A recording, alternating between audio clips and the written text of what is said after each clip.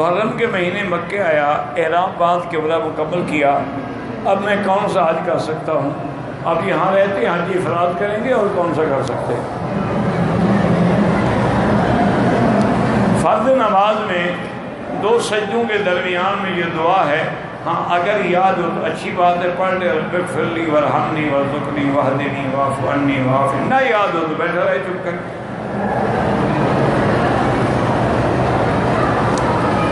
میں مدینے باغ عید پہ کیا تھا، جدے سے 2 دن قیام کیا، پھر مکہ عمرہ نہیں کیا، کوئی دم نہیں آتے، چونکہ آپ وہاں سے سیدھے جدے گئے اور پھر جدے میں آپ نے 2 دن قیام کیا، پھر جدے سے مکہ آئے ہیں، لہذا سفر اول جو ہے وہ جدہ تھا، آپ کا مکہ نہیں تھا۔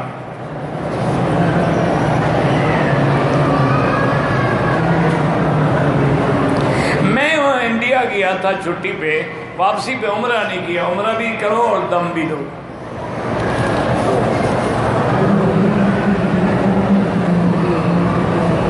ایک آدمی نے عمرہ کیا، احرام نہیں کھولا، طائف میں جا کے سر مڈایا، الحمدللہ ایک بکری دم پڑ گئی۔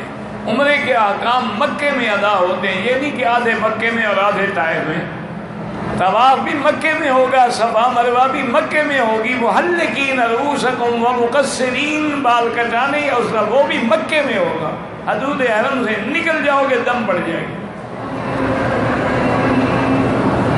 بیوی کی اجازت سے کتنا وقت گزار سکتا ہے؟ جتنا عزت کے ساتھ گزر سکے۔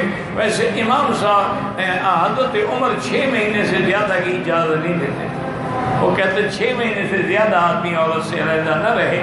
تو آپ بھی کوشش کیا کریں کہ ایک دفعہ سال میں چھٹی چلے گئے اور ایک دفعہ اس کو عمرے پہ بلا لیا یا وزٹ ویزے پہ بلا لیا، تو انشاءاللہ پھر گناہ نہیں ہوگا۔ لیکن سب سے بڑی چیز یہ ہے کہ عورت اگر گھر میں بھی ہو تو ایسے ہو کہ اس کی عزت محفوظ ہو، خطرہ نہ ہو۔ خطرہ ہو تو پھر تو ایک دن بھی علیحدہ رکھنا چاہیے۔